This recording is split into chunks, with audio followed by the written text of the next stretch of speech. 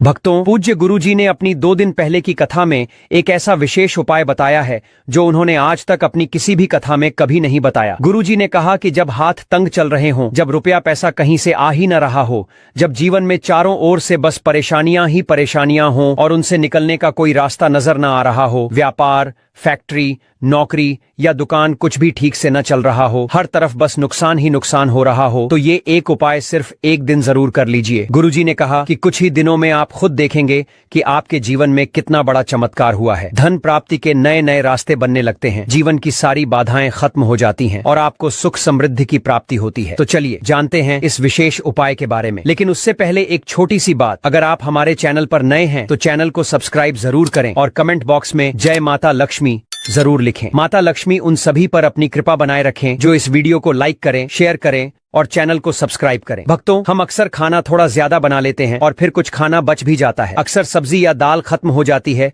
और रोटियां बच जाती हैं। अगले दिन वो बासी रोटियां जब परोसी जाती हैं तो घर के सदस्य या बच्चे खाने से मना कर देते हैं। अगर आपके घर में भी ऐसा होता है तो ये जानकारी आपको हैरान कर देगी। अगर आप भी ऐसी रोटियां खाते हैं तो आपको धनवान होने से कोई नहीं रोक सकता। और इसी वीडियो में हम जानेंगे कुछ ऐसी गलतियों के बारे में जो अगर आपके घर की महिलाएं करती हैं तो उन्हें आज ही बंद कर देना चाहिए, वरना पूरा घर बर्बादी की कगार पर पहुंच सकता है। इसलिए पूरी जानकारी के लिए इस वीडियो को अंत तक जरूर देखिएगा। भक्तों, रसोई घर में ये गलतियां कभी नहीं करनी चाहिए। शास्त्रों के अनुसार रसोई में कुछ विशेष बातों का ध्यान न रखने वाला व्यक्ति जीवन में हर हाल में गरीबी झेलता है। पूरे परिवार को इसके दुष्परिणाम भुगतने पड़ते हैं। शास्त्रों में स्पष्ट रूप से बताया गया है कि जिस घर में माता अन्नपूर्णा जी का वास हो जाता है वहाँ सभी देवी देवताओं का निवास हो जाता है। ऐसे घर में अनाज का भंडार और धन समृद्धि हमेशा बनी रहती है। लेकिन जिन घरों में रसोई में ये छोटी छोटी लेकिन गंभीर गलतियां होती हैं, वहां दरिद्रता आने लगती है। इन्हें मामूली समझकर नजरअंदाज बिल्कुल न करें, वरना पूरा घर आर्थिक संकट में डूब सकता है। भक्तों, अगर मनुष्य जीवन में सफलता चाहता है तो सबसे जरूरी है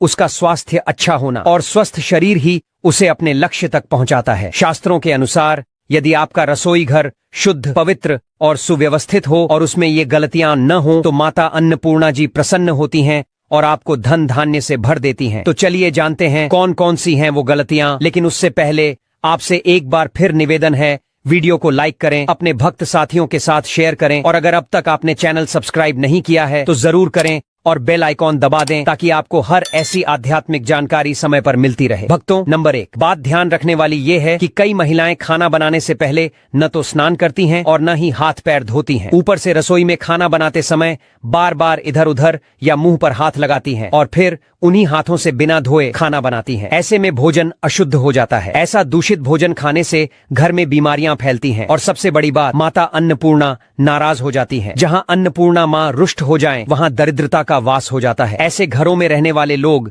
जीवन में संघर्ष तो बहुत करते हैं लेकिन सफलता उनसे कोसों दूर रहती है। साथ ही राहु और केतु का भी बुरा प्रभाव ऐसे परिवारों पर पड़ता है। इसीलिए हमेशा भोजन बनाने से पहले स्नान करें, हाथ पैर अच्छे से धोएं और स्वच्छता का विशेष ध्यान रखें। ऐसा करने से माता अन्नपूर्णा अति प्रसन्न होती हैं और उस घर में खुशियां बरसने लगती हैं। भक्तों, नंबर 2 बात यह है कि जहां भोजन बनता है यानी रसोई घर, वहां की पवित्रता बहुत जरूरी है। शास्त्रों में कहा गया है कि यदि रसोई गंदी हो, वहां झूठे बर्तन फैले हों, फर्श गंदा हो तो उस घर पर राहु केतु का प्रभाव तो पड़ता ही है, साथ में ग्रह भी कुपित हो जाते हैं। ऐसे घरों में जो भी कमाने वाला होता है उसके काम में अड़चने आती हैं, तरक्की रुक जाती है और घर धीरे धीरे गरीबी की ओर बढ़ता है। इसलिए रसोई घर को हमेशा साफ सुथरा रखें और समय समय पर गंगा जल का छिड़काव करें। ऐसा करने से सकारात्मक ऊर्जा आती है और माता अन्नपूर्णा वहां ठहरती हैं। फिर आप देखेंगे कि आपके हर काम में सफलता मिलनी शुरू हो जाती है। नंबर 3 बात जो बहुत जरूरी है वो ये कि अपने घर, खासकर रसोई घर में धारदार चीजों का जमावड़ा नहीं होना चाहिए, जैसे बेकार पड़े पुराने चाकू,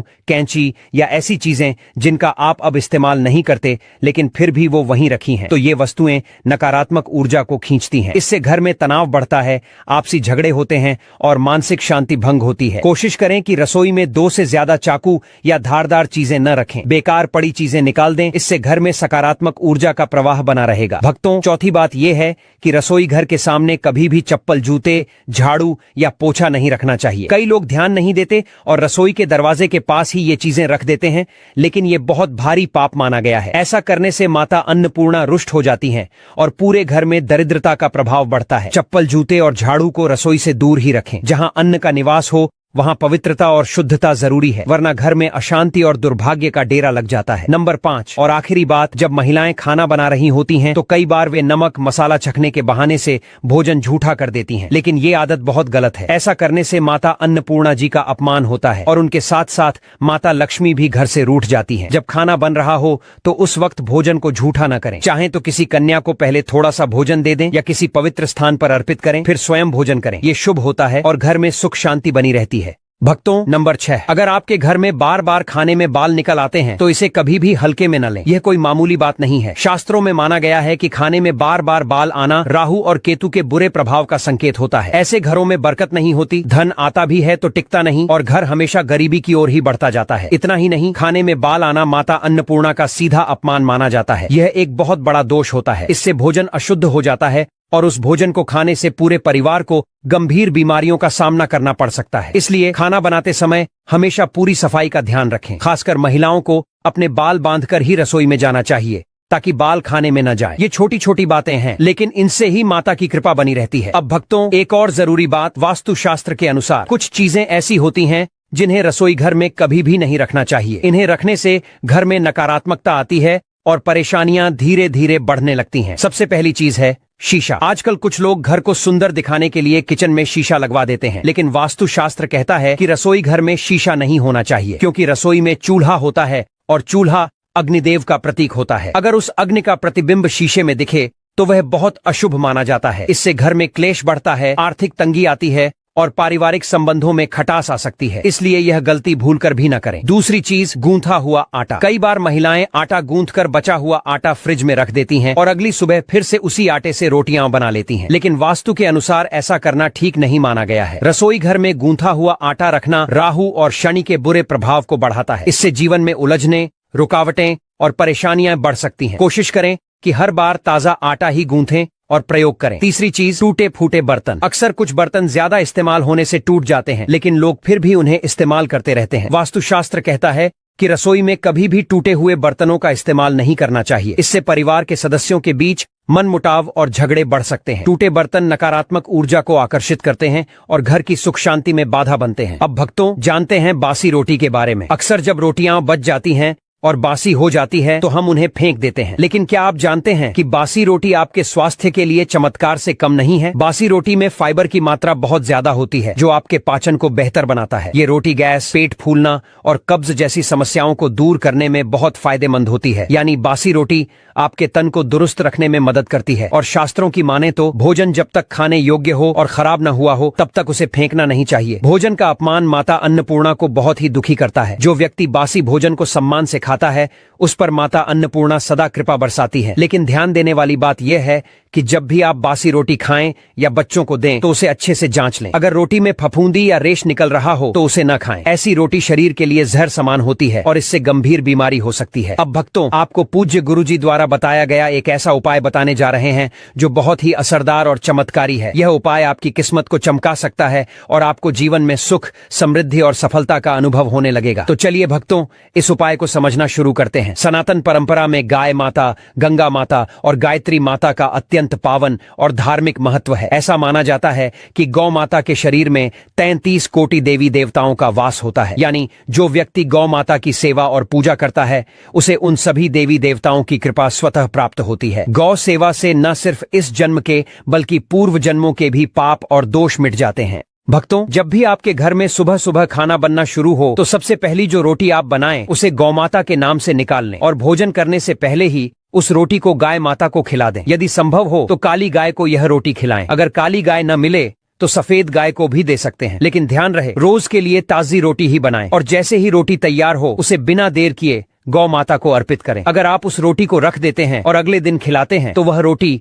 बांसी मानी जाएगी और गाय माता को बांसी रोटी देना अशुद्ध और दोषपूर्ण माना जाता है। इससे घर में नकारात्मक ऊर्जा प्रवेश कर जाती है और जो भी काम बनने वाले होते हैं वे अटकने लगते हैं। जीवन में रुकावटें और विफलता बढ़ जाती हैं। इसलिए ध्यान रखें, गाय माता को रोजाना ताजी प्रेम से बनाई हुई रोटी ही खिलाएं और रोटी को कभी भी अगले दिन तक न रखें। साथ ही एक और महत्वपूर्ण बात, गाय माता को कभी भी सड़ी गली चीजें न खिलाएं। कई लोग घर में बचा हुआ या खराब फल सब्जी देखकर सोचते हैं कि इसे गाय को खिला दें, लेकिन ऐसा करना भी पाप माना गया है। गाय माता को केवल शुद्ध, सात्विक और ताजा चीजें ही दें। अब एक और खास उपाय, जिसे करने से आपके जीवन के दुख दूर होने लगेंगे। आप आटे की 11 लोइयां बनाएं और उन पर हल्दी लगाएं। फिर एक एक करके उन लोइयों को गाय माता को खिलाएं। हर एक लोई को खिलाते समय गौ माता के सींग पर हाथ फेरे, पीठ पर हाथ फेरे और मस्तक पर प्रेम से हाथ फेरे। फिर उनके चरणों का स्पर्श करें। भक्तों, इस छोटे से कर्म से आपके सारे अटके हुए काम बनने लगेंगे। जो समय दुख और कष्टों से भरा है वो भी धीरे धीरे खत्म हो जाएगा। जीवन में खुशियां और बरकत आने लगेगी। और हाँ, अगर हो सके तो एक बार गौ माता की 7 बार परिक्रमा भी कर लें। इससे और भी शुभ फल प्राप्त होता है। जब भी आप गाय को रोटी दें, रोटी पर कुछ जरूर रखें। या तो थोड़ी हल्दी लगा दें या थोड़ा सा गुड़ रख दें। अगर गुड़ ना हो तो रोटी पर थोड़ा घी रख सकते हैं। गाय माता को कभी भी एकदम सूखी रोटी ना दें, मतलब रोटी पर कुछ न कुछ जरूर लगा होना चाहिए। हल्दी, गुड़, मिश्री, घी, कुछ भी। इससे माता प्रसन्न होती हैं और उनकी कृपा आपके जीवन को संवार देती है। तो भक्तों, अगर आप इस उपाय को श्रद्धा और नियम से करते हैं तो आपके जीवन से सारे कष्ट दूर होने लगेंगे। माता अन्नपूर्णा, माता लक्ष्मी और सभी देवी देवताओं की कृपा आप पर बनी रहेगी। अगर आपको आज की यह विशेष जानकारी अच्छी लगी हो तो इस वीडियो को एक लाइक जरूर दें और कमेंट बॉक्स में जय माता लक्ष्मी लिखकर अपनी भक्ति प्रकट करें। अगर आप सब्सक्राइब जरूर करें ताकि ऐसी और भी दिव्य और उपयोगी जानकारियां आप तक पहुंचती रहें। धन्यवाद। हे शिव, आपकी इस वीडियो को जो भी लाइक करें और कमेंट में हर हर महादेव लिखे, उसकी गरीबी दूर कर देना, उसकी हर मनोकामना पूर्ण कर देना। दोस्तों, सावन शुरू होने से पहले या फिर सावन के महीने में अपने घर ले आना मात्र 10 रुपए की यह एक चीज छप्पड़ फाड़ कर आएगा पैसा। जी हाँ दोस्तों, महादेव की आप पर ऐसी कृपा बरसेगी कि आने वाली 7 पुश्तें भी बैठे बैठे खाएंगी। और जो भी कुंवारी लड़कियां हैं उन्हें भोले बाबा की कृपा से अच्छे, गुणी और संस्कारी वर की प्राप्ति होगी। यदि आप शादीशुदा हैं तो आपके दाम्पत्य जीवन में प्रेम और सौहार्द बना रहेगा। शिव पार्वती जैसा अटूट प्रेम आपके जीवन में भी बना रहेगा। घर में सुख, शांति, समृद्धि और खुशहाली का वास होगा। बस आपको इस सावन में 10 रुपए की यह चीज अपने घर में लानी है। दोस्तों देखिए, बात ऐसी है कि हमारा काम तो है सलाह देने का, हम तो केवल सलाह ही दे सकते हैं। अब आप इसको मानो या ना मानो, आपकी मर्जी। लेकिन भक्तों, एक बात जरूर कहेंगे कि अगर मान लोगे तो आपका बेड़ा पार हो जाएगा। भक्तों, कहा जाता है इस महीने जो व्यक्ति शिव जी को प्रसन्न कर देता है उसकी हर मनोकामना पूर्ण होती है। लेकिन क्या आप जानते हैं कि सावन के महीने में कुछ खास चीजों को घर लाना बेहद शुभ माना जाता है। यदि आप सावन माह में इन चीजों को अपने घर लाते हैं तो शिव जी प्रसन्न होकर आपकी हर मनोकामना शीघ्र पूर्ण कर देते हैं। यह सभी चीजें महादेव को अत्यंत प्रिय हैं। भक्तों, भगवान भोलेनाथ भोले भंडारी हैं, वे थोड़े से प्रयास से ही प्रसन्न हो जाते हैं। जो व्यक्ति भगवान भोलेनाथ के इन प्रिय वस्तुओं में से कोई एक वस्तु सावन माह में अपने घर ले आता है तो भोलेनाथ उसके जीवन की सभी परेशानियों को दूर कर देते हैं। उस व्यक्ति को फिर कभी भी जीवन में धन की कमी नहीं होती। भगवान भोलेनाथ उसे मनचाहा वरदान देते हैं। तो आइए भक्तों, जानते हैं ऐसी कौन सी वस्तुएं हैं जिन्हें घर लाने से भगवान भोलेनाथ बिना पूजा और व्रत के ही प्रसन्न हो जाते हैं। लेकिन भक्तों, उससे पहले अगर आप भी भोले बाबा को मानते हैं तो इस वीडियो को लाइक जरूर करें और अगर आपने अभी तक चैनल को सब्सक्राइब नहीं किया है तो चैनल को सब्सक्राइब करके कमेंट बॉक्स में सच्चे दिल से हर हर महादेव, जय भोलेनाथ अवश्य लिखें। चलिए भक्तों, सबसे पहले हम जान लेते हैं कि 2025 में सावन का महीना कब से शुरू है और कितने सोमवार पड़ेंगे, सावन की समाप्ति कब होगी तथा रक्षाबंधन किस दिन मनाया जाएगा और व्रत का पालन कैसे करें, व्रत में कौन सी चीजें नहीं खानी चाहिए। और हम आपको इस वीडियो में एक ऐसा खास उपाय भी बताएंगे जिससे भोले बाबा की कृपा से आपके 7 जन्मों की परेशानियां भी खत्म हो सकती हैं। साथ ही इस वीडियो में हम आपको बताएंगे कि वह कौन सी चीज है जो इस सावन हर व्यक्ति को अपने घर में जरूर लाना चाहिए। यह सभी बातों को जानने के लिए 5 से 10 मिनट का समय निकालकर हमारे साथ इस वीडियो में अंत तक बने रहिएगा। दोस्तों, सावन का महीना शिव भक्तों के लिए प्रेम और भक्ति की सौगात लेकर आता है। यही वो महीना है जिसे हम प्यार और श्रद्धा का महीना कहते हैं। पक्षियों की चहचहाट मधुर संगीत में बदल जाती है, बारिश की बूंदें धरती को चूमने लगती हैं, की रानी वर्षा पूरे वातावरण को हरा भरा बना देती है, प्रकृति जैसे खुद झूमने लगती है, पेड़ पौधे, फूल पत्तियां आपस में बात करने लगते हैं। साथ ही शिव भक्त बड़े ही उत्साह और श्रद्धा से इस महीने का बेसब्री से इंतजार करते हैं। मान्यता है कि सावन में भगवान शिव खुद धरती पर आकर अपने भक्तों के घरों में वास करते हैं और उनकी सच्ची भक्ति से प्रसन्न होकर जीवन को सुख समृद्धि से भर देते हैं। सावन का हर एक दिन पवित्र और शुभ माना जाता है। हर दिन भगवान भोलेनाथ की पूजा की जाती है। लेकिन जब बात आती है सोमवार की तो इसकी महिमा ही कुछ और होती है। सोमवार का दिन बेहद पावन और फलदायक होता है। इस दिन जो भी व्रत रखते हैं उन्हें संपूर्ण फल की प्राप्ति होती है और अगले सोमवार की प्रतीक्षा फिर उसी श्रद्धा से की जाती है। तो अब आपको बताते हैं कि 2025 में सावन का महीना कब शुरू होगा। चलिए दोस्तों, अब हम जानते हैं कि सावन महीने की शुरुआत साल 2025 में कब होने वाली है। इस बार सावन का महीना 11 जुलाई 2025 से शुरू होगा और 9 अगस्त 2025 को समाप्त होगा। यानी 9 अगस्त को शनिवार के दिन ही सावन का आखिरी दिन होगा और उसी दिन रक्षाबंधन का पर्व भी मनाया जाएगा। इस तरह पूरे 30 दिनों तक सावन का महीना रहेगा। इन 30 दिनों तक शिव भक्त शिव जी की भक्ति में लीन रहेंगे और व्रत, उपवास व धार्मिक अनुष्ठान किया जाएगा। धार्मिक मान्यताओं के अनुसार सावन के महीने में शिव जी की उपासना करने पर कई तरह के शुभ फल की प्राप्ति होती है। अब जानते हैं कि सावन में कितने सोमवार आएंगे और किन किन तारीखों पर व्रत रखने होंगे, तो ध्यान से सुनिएगा। इस बार सावन में कुल 4 सोमवार पड़ेंगे। सावन का पहला सोमवार 14 जुलाई को पड़ेगा, दूसरा सोमवार 21 जुलाई, तीसरा सोमवार 28 जुलाई और चौथा सोमवार 4 अगस्त 2025 को पड़ने जा रहा है। 9 अगस्त को शनिवार के दिन सावन का समापन भी हो जाएगा और रक्षाबंधन भी इसी दिन संपन्न होगा। भाई बहन का पवित्र त्योहार रक्षाबंधन, जो सावन में ही मनाया जाता है, इस साल 9 अगस्त को मनाया जाएगा। तो आइए दोस्तों, जानते हैं उन चीजों के बारे में जिन्हें आपको सावन में जरूर खरीद कर लाना है। सबसे पहले, जो लोग इस सावन महादेव को प्रसन्न करना चाहते हैं, वो सुंदर सी इस वीडियो को लाइक करके चैनल को सब्सक्राइब कर लें और कमेंट में हर हर महादेव या ओम नमः शिवाय जरूर लिखें। तो आइए अब जानते हैं महादेव के प्रिय वस्तुओं के बारे में। भक्तों, सबसे पहली और सबसे महत्वपूर्ण चीज है गंगा जल। सावन में गंगा जल का घर में होना बहुत जरूरी है, क्योंकि बिना गंगा जल के पूजा अधूरी मानी जाती है। अगर आपके घर में पहले से गंगा जल रखा है तो बहुत उत्तम है, नहीं है तो तुरंत मंगवा लीजिए। कभी भी जब आप अभिषेक करना चाहें तो गंगा जल को थोड़ा सा सामान्य जल में मिलाकर भगवान शिव का अभिषेक कर सकते हैं। ये बहुत पुण्यदायक माना गया है। भक्तों, अब दूसरी चीज की बात करें। अगर आपके घर में भगवान शिव की कोई फोटो या प्रतिमा नहीं है तो आप उसे बाजार से या किसी मंदिर से जरूर ले आइए। मंदिर से ली गई प्रतिमा और भी पवित्र मानी जाती है। साथ ही एक छोटी सी शिवलिंग भी साथ में ले आइए। सावन के पूरे महीने में शिवलिंग का अभिषेक करना बहुत फलदायी माना गया है। अगर आपके पास दूध न हो तो केवल गंगा जल से भी अभिषेक किया जा सकता है। शिव जी बहुत ही सहजता से प्रसन्न हो जाते हैं। अब तीसरी जरूरी चीज है तांबे का लोटा। अगर आपके पास पहले से तांबे का लोटा है तो बहुत अच्छी बात है, अगर नहीं है तो अभी से खरीद लीजिए। इसे अच्छे से साफ करके तैयार रखिए। चाहे तो एक पीतल का लोटा भी ले सकते हैं, क्योंकि तांबे के लोटे से आप केवल जल अर्पण कर सकते हैं। अगर आप उसमें दूध या चीनी जैसी चीजें डालते हैं तो वह सही नहीं माना जाता। भगवान शिव के लिए चंदन या रोली जरूर खरीद लें।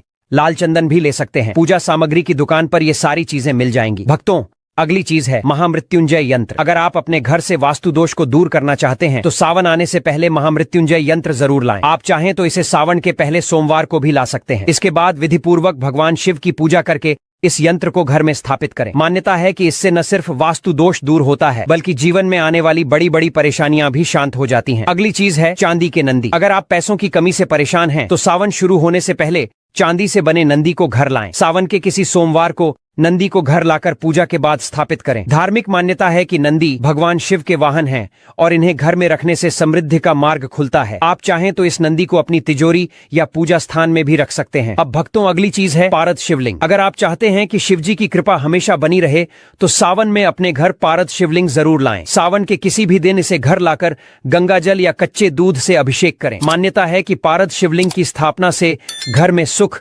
समृद्धि और शांति बनी रहती है। भोलेनाथ की कृपा से जीवन में नए अवसर और सकारात्मकता आती है। अगला चीज है डमरू। अगर जीवन में रुकावटें और परेशानियां लगातार बनी हुई हैं तो सावन के महीने में डमरू जरूर घर लाएं। पूजा के समय इसे बजाएं और फिर इसे अपने घर के मंदिर में रखें। मान्यता है कि डमरू की ध्वनि से नकारात्मक ऊर्जा दूर होती है और घर का वातावरण पवित्र बनता है। इसके साथ ही वास्तु दोष भी दूर होता है और सकारात्मक ऊर्जा का संचार होता है। भक्तों, अगली चीज है बेलपत्र। बेलपत्र को शिव पूजन में सबसे आवश्यक माना गया है। शास्त्रों के अनुसार सावन में शिवलिंग पर बेलपत्र अर्पित करने से सभी पाप नष्ट होते हैं और मनचाही कामनाएं